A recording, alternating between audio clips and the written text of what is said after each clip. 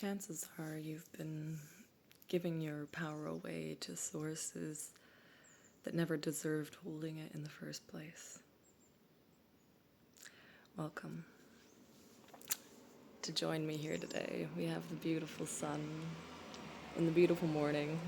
I haven't even finished my coffee yet, so forgive me for my pattern of speech.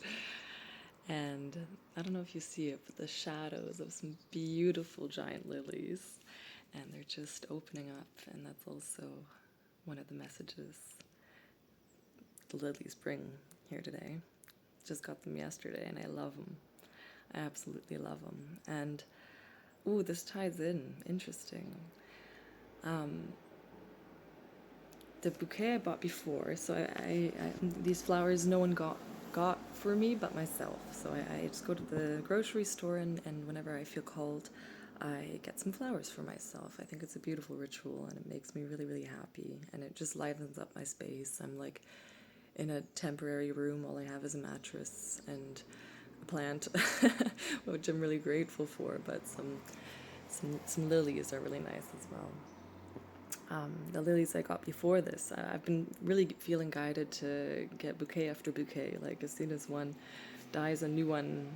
And I was just thinking about why I keep getting them if they're temporary. But almost the temporariness of it makes it beautiful, makes me really appreciate it all, and more present in the moment.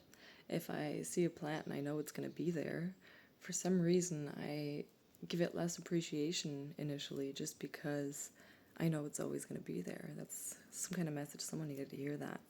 And so maybe there's something about keeping your energy not private, but not so freely available and accessible to everyone and anything, because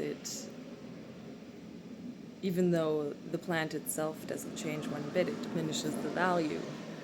And it's not that the value is any less, it's the perception of it. Anyway, where I was getting at, the lily bouquet that I got before were bright red. They were stunning. They were so red. And I was just, from a situation from a long time ago, I was still kind of getting over the remnants of the heartbreak of that. And when the flowers were really blooming, I felt so infatuated again. I just, even though it was something from over a year ago, I felt so madly in love again for some reason. And I think it was that like passion energy that the flowers kind of also brought out, or the lilies brought out. And I started drawing them, and I felt really passionate. And funny enough, like without even me watching the lilies and seeing like watching for that pattern, I just like recognized it afterwards. As the red lilies kind of died away, so did that, like those like passionate feelings, and that kind of reflected the relationship as well. Maybe it was a temporary bouquet of flowers. It was something to truly enjoy and soak up in the moment, and because you kind of knew it wasn't gonna last, you enjoyed it even more so,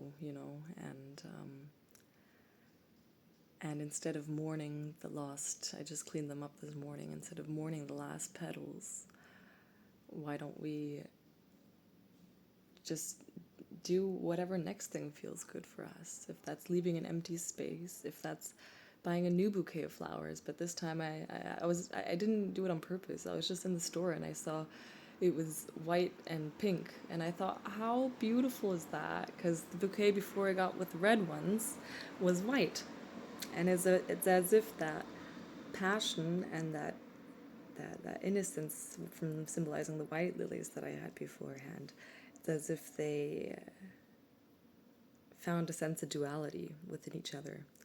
And now I have this bouquet here of white and pink giant, not just any regular, but giant XXL lilies. And I'm super excited for them to bloom, because this just feels like unification coming together. And perhaps you want to look at something in your life. The color red is really significant. Anything along the red hue, like pinks, reds, getting whites as well, but kind of the whites interweaving into the reds. But kind of look at your surroundings. Maybe also picked up on something. But I completely forgot why I actually wanted to talk about something entirely different, but it's really interesting how that came through. And perhaps that was the detour that the message needed to take, because, oh damn, I'm getting half naked here. That sometimes things just don't last. And it doesn't mean you or the other person failed. Sometimes things just don't, they're not made to last. And that's okay. And know that those things have completely different foundations, completely different building blocks to the things in your life that are meant to stay. And I think right now is a very important time for all of us. When I say us, I'm included just as much, for all of us to really sit down and to truly revel and acknowledge our passion and desire for a thing, for a person, for a place, for whatever you want to call it. Just alone that energy to sit in the power of that. But then while also recognizing the power of that, maybe putting it to the side for a second, recognizing, where do I want to steer this power? Because it's fucking power, baby. Oh yeah, I'm getting goosebumps all over. I don't need to tell you. You already know. No one can, maybe, not many can see it on the outside, but you can feel it, baby. I know you can. And let's make sure we don't let this power poof into nothingness by not being able to channel it into something directly. Don't allow it to be an uncontrollable bleh, like it often comes out as.